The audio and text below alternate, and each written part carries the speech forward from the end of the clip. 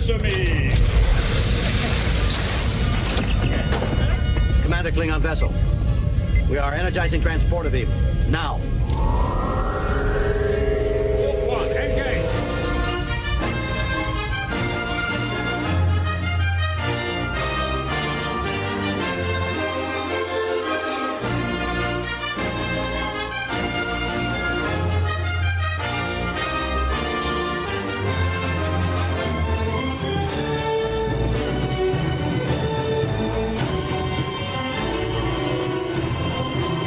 All right, hello, welcome everyone to Star Trek from the Holodeck. This is your captain, Michael Flores, and I'm on the bridge of the USS Rainman Digital with my ensign, David Sabal. Hello, David. One day I'll get a promotion. One day. Well, you used to be my science officer, but you always said some stupid shit. And I was like, dude, this isn't science officer material. You're being demoted. You belong on lower decks, Dave. Let's just be honest. Was this because I started showing you all those pictures of Whoopi Goldberg that I had saved up? Guinan? Guinan. All Dude, right. She has a nice booty. David, simmer down. Save it for the ready room. All right, so if you want to listen live and you want to join in the fun all season long for these 23 weeks of Star Trek that we're doing, make sure you head over to tunein.com and search RM Channel 001 and add us to your favorites. That's our live channel. Also, all of our shows are available on demand: iTunes, Stitcher, Google Play, Spotify. Leave us reviews. Give us thumbs up. Yeah, all right. Dave, I should also tell these individuals about our texting option where people can be notified via push notification to any smart device by simply texting RMD69 to 50597, and you will receive a notification every time an RMD show goes live, including Star Trek from the Holodeck. All right, Dave, are you ready for this? Absolutely. I'm still really jazzing for what we're going to be talking about because it's all about data. That's right.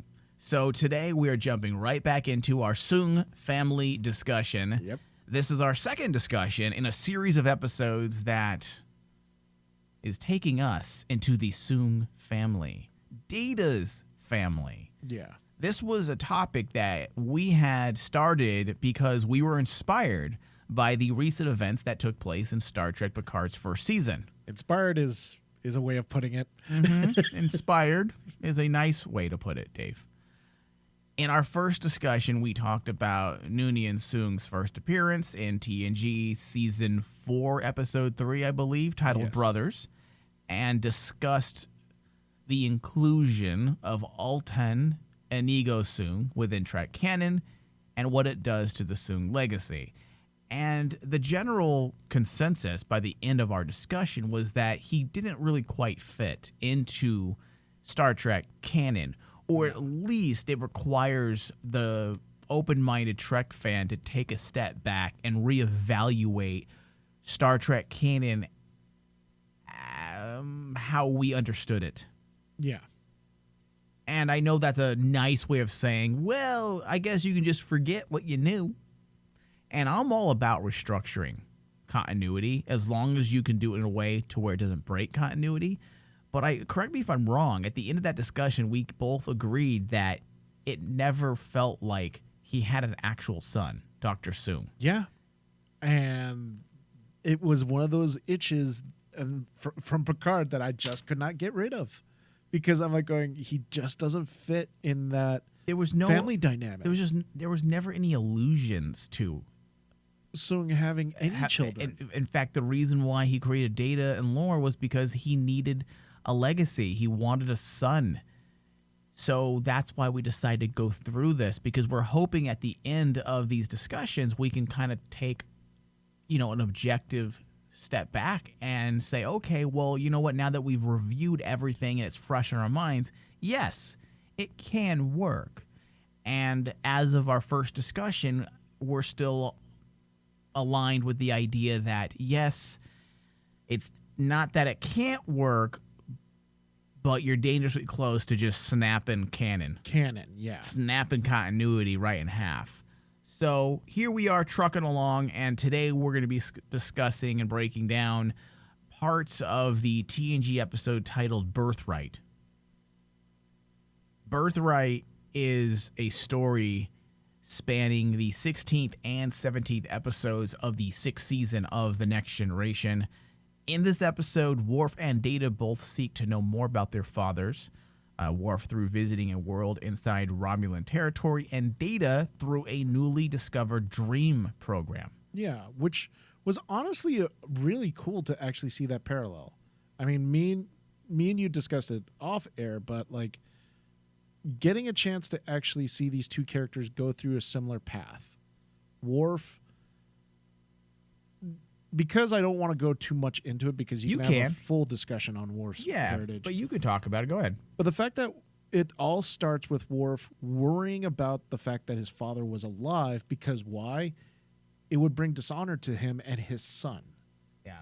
And it's kind of like that sins of the father coming back to haunt him. And that's shows like a negative impact of a parent, where you have Data getting haunted by the memory of his father, Soong, in the dreams, and it's more of a positive thing. Yeah. It's like it's almost kind of like this curiosity, but it's almost kind of like an enlightenment type of moment for Data. It's an awakening. An awakening. It's an awakening, which was I feel was a kind of the point of this episode for Data. It was a bit of an awakening. A big step forward in his evolution as a sentient being. A sentient being. And then you take it into parallel with the fact throughout the episode, Worf cannot get his head around the fact that his father's alive, and it brings dishonor to him. That's all that he focuses on. Right. And It's even dishonorable. And even though their journeys are similar, I do like. For me, first off, the episode was well written. I enjoyed it. There are some issues here and there, but we're not here to review the episode. Yeah. But that being said, I was more drawn to Data stuff even way back when this episode originally premiered. And a lot of it could have to do with the fact that Data's just the character I've always been drawn to in TNG. He's always been my favorite TNG character. But the story of Worf, those parallel narratives and how they work in conjunction to assist each other, I felt like was a brilliant move. Yeah. It was a great way to build on the idea of legacy. One legacy is tarnished, another is remembered. It is a really smart episode. Now, for the purposes of this discussion, just so we can set the table, Dave, we are going to focus on the 16th episode exclusively and the elements pertaining to Data and Soong. So we're not going to be veering into the 17th episode because this is about Data, this discussion, and Data's story, his part of the story, essentially ends with the 16th episode. Yes. So, in part 1, the Enterprise 1701D visits Deep Space Nine, and Dave, excuse me. Side note here, I had forgotten Deep Space Nine made an appearance in TNG. Yeah. And my God, it's beautiful in HD. That's the only problem that I had. My Deep Space Nine rewatches, I want to kick myself every time because it's so goddamn fuzzy. Yes. On the big screen 4K TVs. And it makes you want to rip your eyes out, doesn't it? Yeah. Because like there is a moment when we get to see Deep Space Nine in HD because of TNG, but the fact that we got to see it. Isn't it awesome though? It is. It's awesome, dude. It's so clear. I can't believe Julian Bashir looks so different. He does. I was actually able to see him. Yeah. He actually, the weirdest thing Isn't that strange though that like people look different? I mean, Morn was in the background. I'm like, oh, that's what Morn's supposed to look like. Dude, you don't really realize it's such a contrast, dude. Oh, it is. And it's partly because of the tone of both series, but like Bashir looks like a completely different character Yeah. when he's on TNG. Yeah. Because it's like he doesn't look all scruffy and he doesn't look just like you said, every single character looks fuzzy, but that's because of, like it's supposed to have that soft Well, it's the standard definition. definition. But yeah. yes, and I know they did have a way to make everything look a little more softened. Was it like a photo frost filter, Hollywood frost type filter? They wanted to give that space station, and Deep Space Nine definitely filmed through a different lens. But setting aside the obvious, aesthetics choices behind the cinematography, but I'm talking about standard definition to HD. To HD? I mean, Jesus, dude, it just looks totally different, and it's amazing. And it really makes you wish DS9 was actually put into It's HD. a travesty, Dave. It's a travesty. It's a travesty. So, getting back on track here, the Enterprise visits Deep Space Nine, the space station. This leads to an experimentation gone wrong that causes Data to dream, or I'd probably say hallucinate, which is essentially a dream. I really enjoyed this episode for a lot of reasons. As I said, Data has always been my favorite TNG character, and anytime we get to explore his evolution as a sentient android, discovering what it means to be alive, is always a great time. Yes. I feel like the writers put a lot of, as we know, writers, Dave, are always drawn to those characters. Sometimes you don't even know who that character is going to be. When you're in a writing room and you're writing a show, sometimes you are given an assignment as a group of writers that, okay, this is going to be the character we focus on. Everyone's going to love this character here. But what happens organically many times is another character suddenly takes center stage, because organically everyone's just drawn to them. That person's a better actor. That person is just more interesting on paper. And before you know it, the show starts to really focus on that character more than they probably originally intended. Yes. Data's one of those characters. Oh, yeah. Data just, I'm not saying they didn't focus on other characters, but Data started attracting some of the better writers. Some of the better writers wanted to write for him.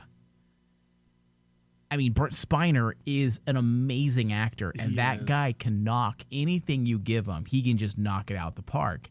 And this episode is another example of, hey, you know what? The story's supposed to be about Worf, which originally, if you look at some of the behind the scenes that was involved in this episode's production, originally this episode was only supposed to be about Worf, and that's it. And that's it, yeah. And they felt like they needed something to kind of space out the episode a bit. They felt like it was a lot of Worf. The pacing was a little, fucky. They're like, well, let's throw in a story with Data and have it relate to Worf in some way. That was the genius part, is making it relate to Worf's story, though. Mm-hmm. Actually enhanced Worf's story. Because it was essentially Worf's story A.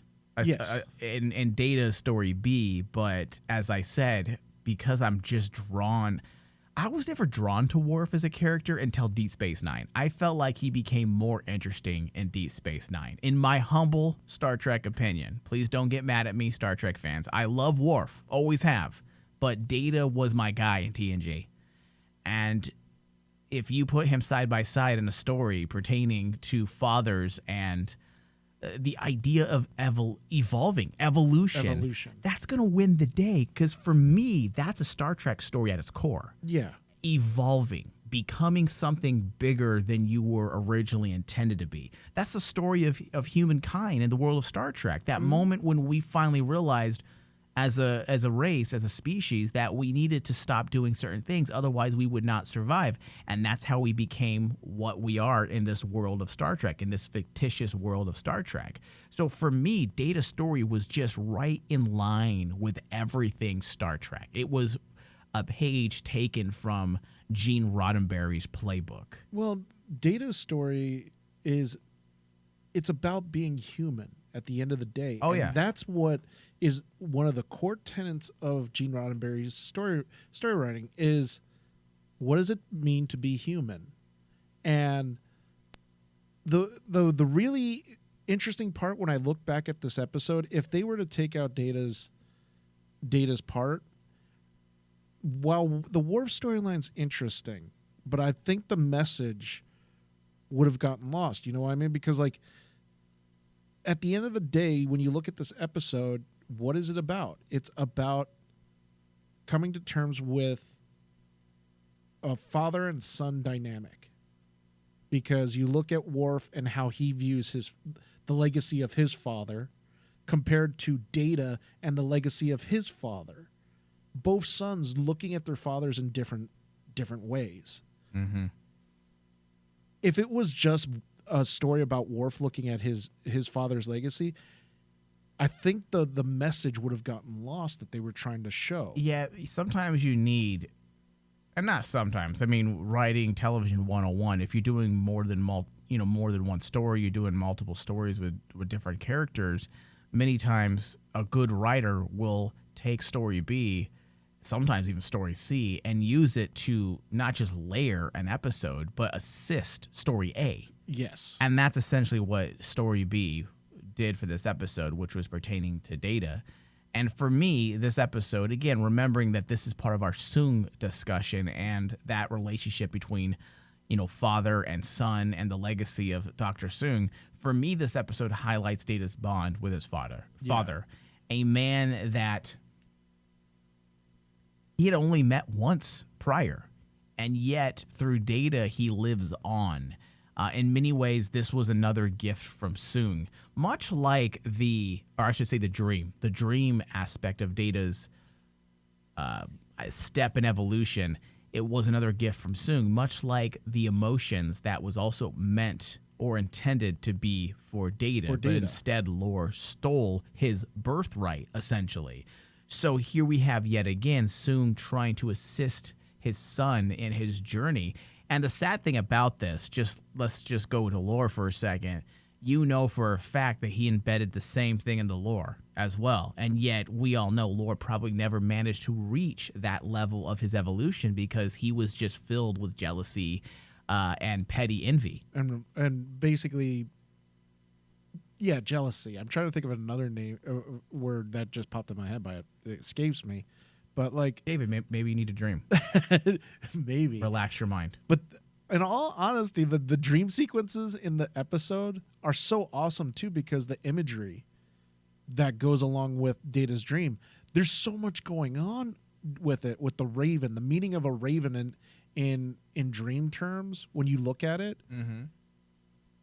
Now, this is a little research that I did when I went back and actually rewatched this to see what does these interpretations of a dream mean? Like, what does it mean to see a raven in a dream? And I looked it up, and I found out that if you see a raven in your dream, it's almost a sign of wisdom or misfortune. Mm-hmm.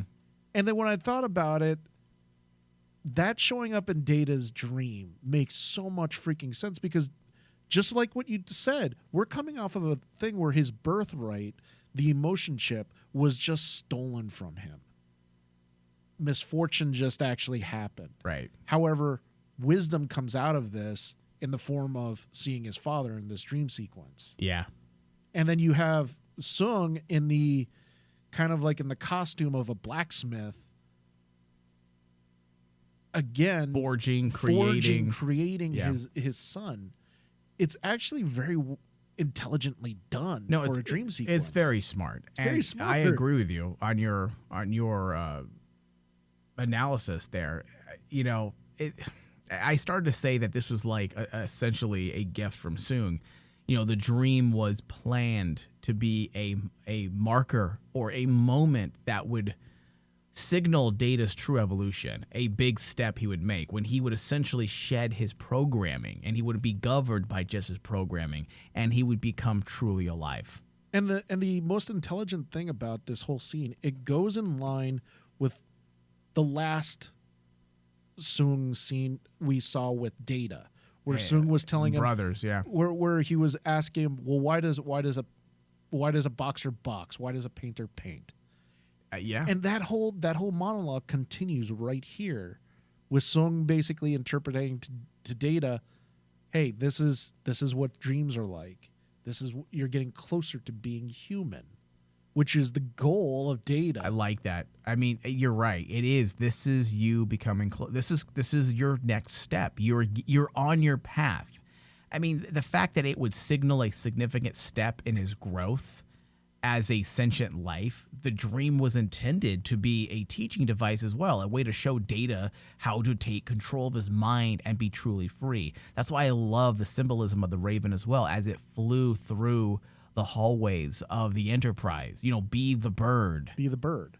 And like when you think about it, it adds so much. This one scene adds so much to the storyline of Data coming off of Brothers. It also adds to, just like what you said, with lore. Like in that last episode, you kind of, as Star Trek fans, we get like this sense that, oh, lore won the day. He took the emotion chip for himself. But then you continue it into Birthright, and it's almost like Soong saying, yeah, he has the emotion chip, but in a lot of ways, lore's not going to know what to do with it.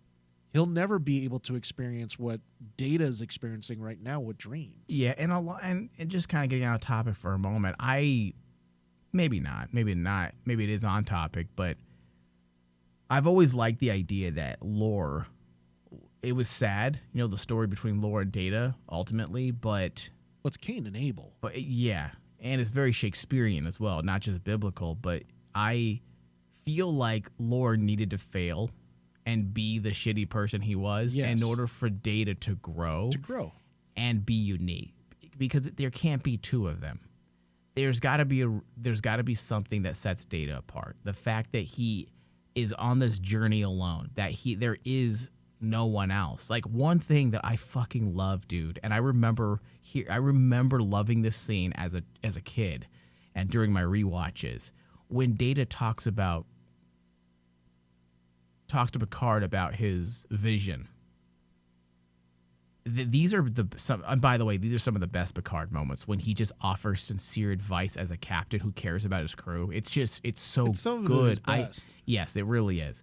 And when Data asks him about his visions, and he starts talking about the different cultures that have dreams and the importance of dreams, and this is what this means in this culture and this culture. And Picard's all, I wonder, Data, why are you looking into other cultures to figure out your dream? And Data's all, well, I have no culture. And Picard's all, yeah, you do. You're a culture of one. Yeah. That was awesome. Brilliant. It is brilliant. Brilliant because, yet again, it sets him apart from everyone else. Going right back to my lore part there, my lore discussion. The fact that Data succeeded where lore failed once again shows and highlights that he is a unique being, that there is no one else like him, and there can't be anyone else like him. That he is on this journey alone to discover humanity, to become possibly something even better. And we know symbolism. We know all the symbolism behind the ability to dream in the poetic sense. Yes. Or even, I guess you can say, in the romanticized sense and what it represents. I mean, the gift of dreams is a truly powerful ability. It is. And thematically, it fits with the very creation of the show. The concept of dreams have been embedded into the very foundation of Trek. I mean, Gene Roddenberry had a dream.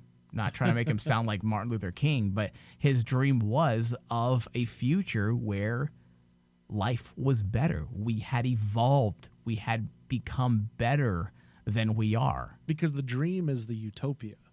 That's the thing. Exactly, right. The dream equals the utopia. And the concepts of dreams, people might think it's we're overblowing the concept of dreams, but if you look at it, the idea of dreaming is very important to what makes us human. Without it, what do you have? There's many. You're talking about in the poetic sense, or in the both. You're not the science sense of it. The science sense is basically our brain just getting rid of junk. Getting rid of junk. But you're talking about the ability to dream and hope. The ability of dream. Yeah. Yes. Because without that, there is no hope for the future. Yes, you're right. I agree. You don't have goals in life without your dreams. And that's what I liked about this particular episode. What if all you have is nightmares, David? Oh, then you're doomed. You're doomed. What were you saying? But like the thing about that I really enjoyed about this particular moment for Soong, because while yes, it is about Data, this really kind of starts building on the concept of Soong's legacy. It's the Soong mythos. It's his mythos. I agree. Because one of the most mysterious things in Star Trek that you watch throughout all of TNG, that kind of is like that question that constantly is brought up. Why did Soong create the brothers? It's the Why did he elusive do it? creator. It's this the elusive- benevolent, entity just out of reach. And it's one of those things that when you get to this episode, and Soong doesn't say anything. Did you notice that he himself doesn't say much? It's a lot of imagery. Yeah. It's a lot of basically him standing there, patting Data on the shoulder, saying that you're going in the right path. Well, it's his journey. He It's his cannot journey. spell it out for him. Exactly. Yeah. But in a lot of ways, this is what his legacy was all about.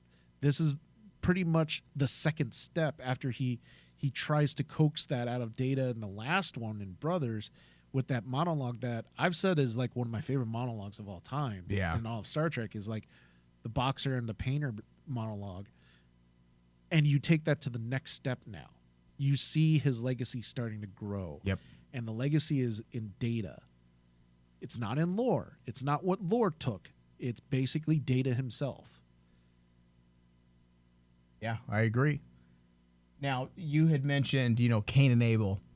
And in a lot of ways, going right back to the whole benevolent creator aspect, in a lot of ways, this feels like a creation story as well. In the actual biblical sense, during the planning of this episode, Ronald D. Moore had the idea that Data would have a religious experience.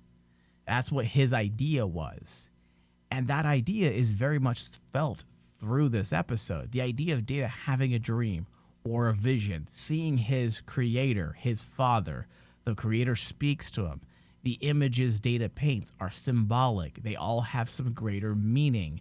I mean, these are elements taken from religious texts all across the world from different cultures. Whenever a prophet or a believer or someone who's in need of hope comes across God and sees God in a vision, it felt very much like that. And I felt like it was suiting because you are dealing with essentially, I mean, I don't want to call him a guide, but what would you call Noonien Soong in the era of Picard? Now that there's an entire planet of androids all created by way of Data, would they not in another 200 or 300 years refer to Noonien Soong as their creator? As their creator or their or possibly God. even God if they form a religion around this idea. So all of it really works to create this mythos that we only saw the tip of the iceberg of in the episode Brothers with Data and Lore.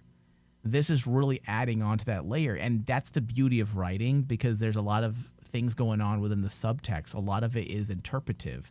And yes, we have the obvious overt aspect when Noonien tells Data that this was meant for you when you reach a certain level.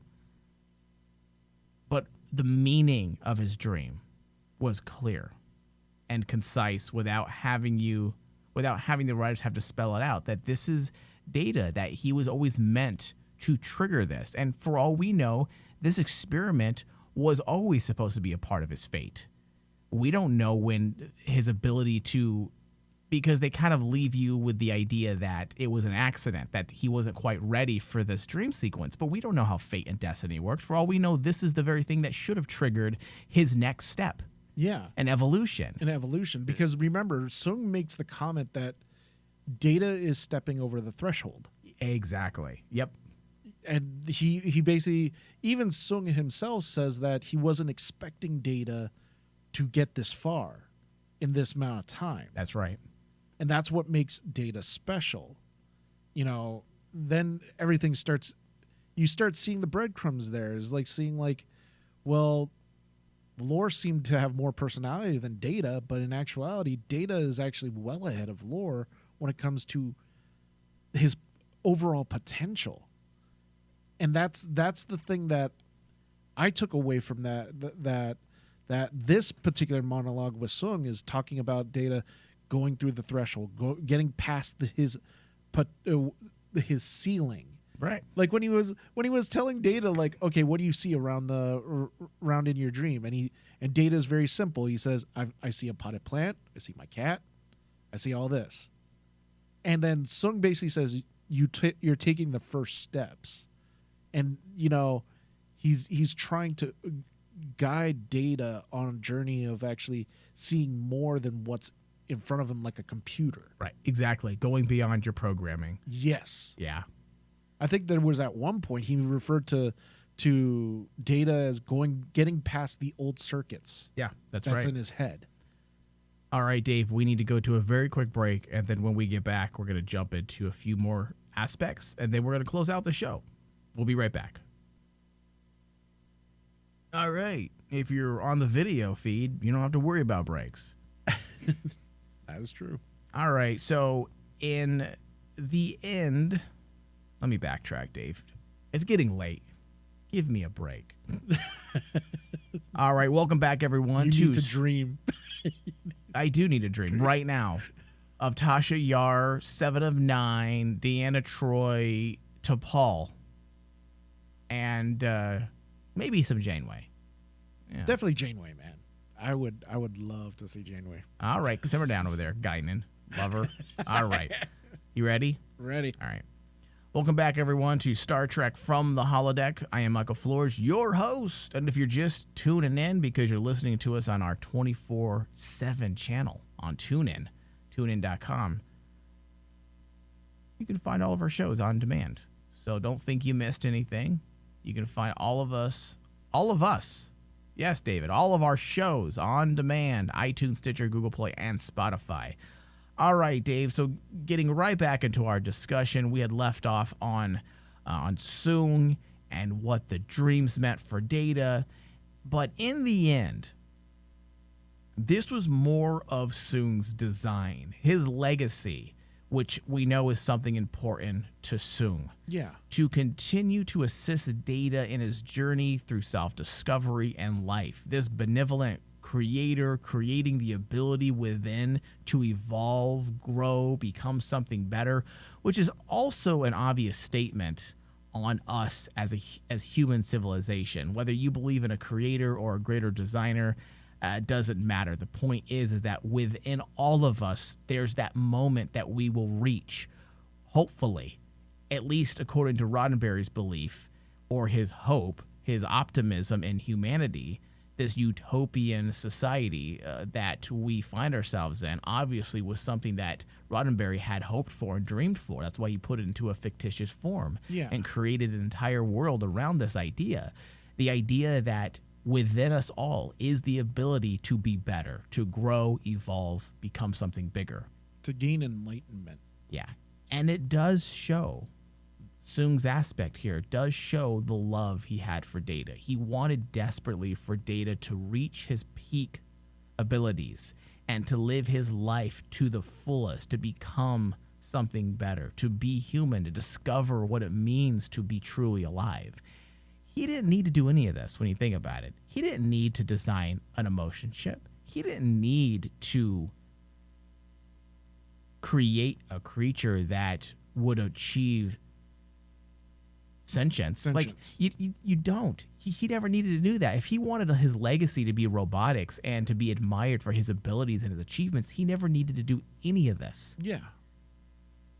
He did not need to do any of these things, and that's because he had the love of a father. He viewed Data and Lore both as children, and just like a father wants their kids to live their fullest, same thing here. Yeah. And to exemplify the notion of Data's journey, I thought this was so great. A little bit of an inclusion here. To understanding humanity or becoming sentient, we had Bashir perfectly written to the script. Having him notice, and I never picked up on this before, but I thought Bashir was just being kind of annoying. Like, oh, you got hair. Oh, you're breathing. But when you actually look at it for what it was and the purpose of those lines, having him notice Data's very human qualities, like Yes. the ability to breathe, was purposely written into the script specifically for what they were trying to do with the entire dream aspect. Yeah. That Data is alive. Is alive. He's more than just a thing, you know? It's at this moment that they start planting the seeds of what made Data's story so compelling, where after this, I think it's after this, you start getting or you get stories that connect to this, like the whole trial of Data, where they say, hey, he's only, property of the Federation, but at the end, Picard gives that perfect monologue that about was in how season 2, but yeah, that was before. Where it just ties into that point that basically that's a living, breathing thing. That's an amazing episode. It's an amazing episode. It's one of my favorite moments for Data that basically ties into this, because just like what you said, it shows that Data's more than just a robot. Yeah. He's more than just a machine. That machine just has started getting sentience. It's starting to get life. Now, yes, and that we can go into Data discussions until we die of old age, but Pretty much. reminding ourselves that the point of the discussion is about Soong. Noonien Soong and the Soong legacy and his intentions for Data because of various inclusions into recent Star Trek canon. And I think once again, am going to come to the same conclusion that when you look at an episode like this and you see just how delicately, or I should say how Soong was so delicate in his creation of Data, so precise, so careful, so nuanced. Every little thing mattered to him. Yeah. It's hard to see another son in this picture. Yes. And I'm not being a troll. I'm just saying, hey, staying true to our discussion and the reason why we brought this up. So we'll see. I'm hoping down the road as we move into more Soong discussions, we can find that area where we can say, oh, okay, that fits. That works. Him having a son. But here, it just doesn't make sense. I mean, you could essentially reframe the Soong story, the Noonien Soong story, and say where he was kind of a deadbeat father who didn't really care for his actual son, that he had love only for his creations, and they replaced the love of his real son, which they did allude to that a bit in Picard. They did. Where we had Inigo. It's Inigo, right? Yeah, Inigo soon. Yeah. Where he said that every day went by where, not a day went by where something of dealing with the fact that he looked like him and how his father wished it was Data or something like that. I don't remember exactly. But the problem was like that doesn't, even when you take into account that one scene in Picard, and then you take a look at Birthright and Brothers, that doesn't make sense for Soong as a character, because if Soong is so bent on legacy, if he had his own son out there, that's his blood legacy. That would just be just as important as Data, because he alluded to it even in Brothers when he asked Data, well, why do we have children? It's because of this. And if he did have a child, and he does say that that's important, what the heck? How does his lost son come into play in all this? Yeah. And then when you get to this particular episode, in this episode, it just even makes more or less sense, because you can tell that Soong really wanted to have a child. He wanted to have that son that he could nurture and help grow like he's doing to Data. Just like we said, it doesn't fit. You feel like with all the details that he puts in the Data and all the care, you get the idea that he's trying to make up for something he doesn't have. Yeah. I would believe that Noonien Soong had a son, and he might have died, and That would maybe in make some, sense. form of narcissism and God mentality, like, I'm just going to create a son. So who knows? Who knows? I do know that, how we all said it didn't really make a lot of sense. Yeah. Well, apparently, Inigo Soong was never intended to be in the original first season of Picard. And we had Well. said it felt a little shoehorned in. Well, apparently, after the season had been written, they realized that they were unable to get Brent Spiner. Brent Spiner had made it clear that he was done with Star Trek, that he doesn't mind being in Star Trek as another character, but he does not want to play Data. He's done with Data. So in order to get him on and play Data, they had to create another character for him. God damn it. So I love Brent Spiner, but a part of me is a little annoyed with Brent Spiner. I mean, an actor doesn't care about story sometimes. Like, what is it going to do for me? And that might sound like I'm being an asshole towards Brent Spiner, and I'm not. But there's a reason why you have the hierarchy in that writing room. That's why a showrunner needs to make the hard calls and say, well, how vital is Data to this then? Because if we give Brent Spiner another random character and he plays the son of Inigo Soong, is it really, let's weigh the pros and cons. Let's weigh the pros and cons. We're coming dangerously close to breaking continuity and canon, or do we need to have Data? And yes, dude, this is really hard for me as a fan because I loved seeing Brent Spiner as Data. I loved it. Too. It was fantastic, but I also feel like they could have done the same thing without him. Yeah. I mean, Now, the character's essentially dead. No. The character is dead. And here's the thing. I can also understand Brett Spiner not wanting to come back to play Data because a lot of people feel Data's story was done. Right. It was finished. He achieved the last thing to understand to being human is about sacrifice. That's what Data does in the end. Mm-hmm. His connection to Picard was willing. He was willing to sacrifice himself for another human being. Yeah.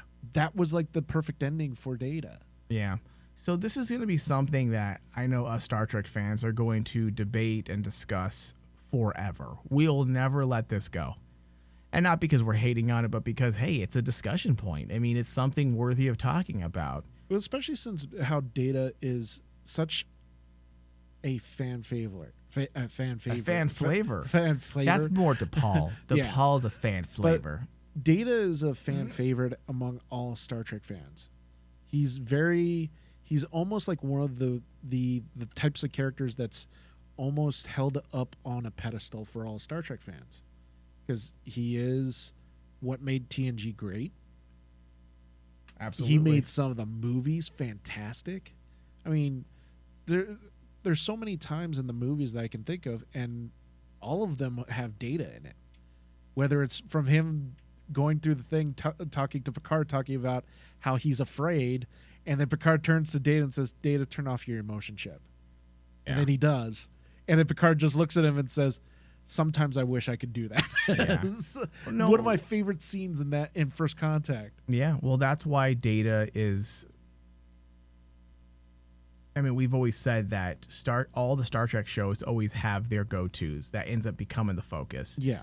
The original series was Spock, Kirk, and McCoy. That's why they took center stage in the movies. At TNG, it was Picard and Data. They took center stage in the movies. And that's why we were inspired to do these discussions, because Picard and Data once again took center stage in the new Trek series Picard. Yes. They took center stage, and even though Brent Spiner wasn't he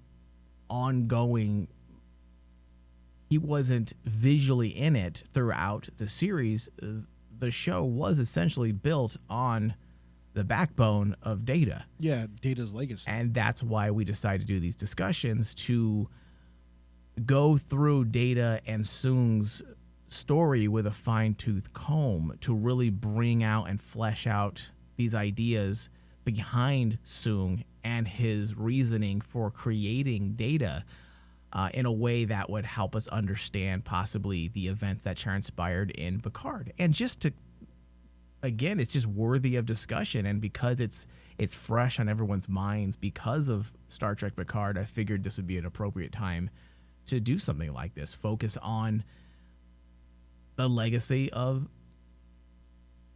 Noonien and Soong, right? Noonien and Soong. Yeah. Yeah. All right, so this does bring us to the end of our show. I want to thank everyone for listening. Remember, find us on all of your on-demand platforms. Thank you, David. Thank you. Live long and prosper.